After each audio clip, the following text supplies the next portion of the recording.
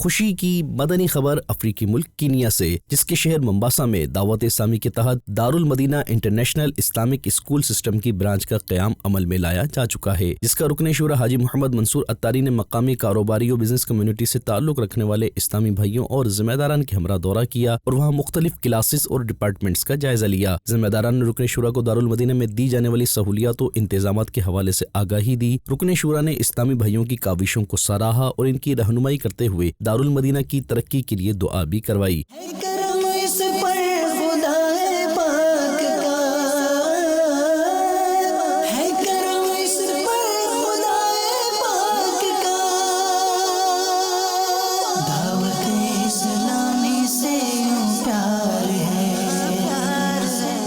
वाज़ेह रहे कि इस ब्रांच में इंशाअल्लाहुल करीम 23 जनवरी 2023 से तालीमी सरगर्मियों का आगाज कर दिया जाएगा।